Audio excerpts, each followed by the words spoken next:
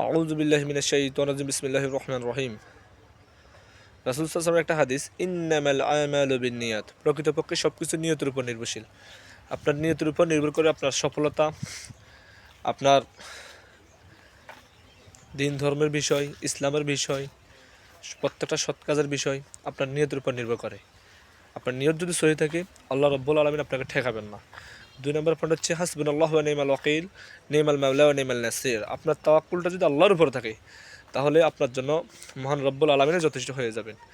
বিভিন্ন বিপদ আপদ থেকে শুরু করে প্রত্যেকটা বিষয়ে আপনি রবের উপর তাওয়াক্কুল করে কাজ করেন, দেখবেন আপনার কাজটা মহান রব্বুল আলামিন সহজ করে দিবেন, যা আপনি কল্পনা করেও পারবেন না। আরেকটা বিষয় হচ্ছে রাসূল সাল্লাল্লাহু আলাইহি ওয়াসাল্লামের একটা হাদিসে বর্ণনা আছে যে ব্যক্তি নাকি সূরা তাওবার সর্বশেষ আয়াত 129 নম্বর আয়াত, যে হাসবি আল্লাহু লা ইলাহা ইল্লা হুয়া আলাইহি তাওয়াক্কালতু ওয়া হুয়া রাব্বুল আরশিল আযীম, যে ব্যক্তি নাকি এই দোয়াটা সকাল সন্ধ্যা 7 বার করে তেলাওয়াত করবে, মহান রব্বুল আলামিন তাকে দুনিয়া আখিরাতের যাবতীয় দুশ্চিন্তার জন্য, যাবতীয় দুনিয়া আখিরাতের যাবতীয় সমস্যার জন্য মহান রব্বুল আলামিন তার জন্য যথেষ্ট হয়ে যাবেন।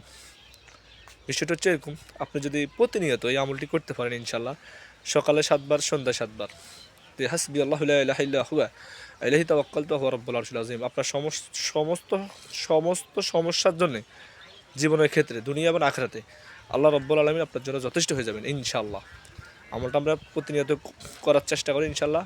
বিশেষ করে মহান রব্বুল আলামিন যেন আমাকে সহ প্রত্যেকটা মানুষকে এই হাদিসগুলোর উপরে আমল করার মতো সেই তৌফিক দান করে। আমিন।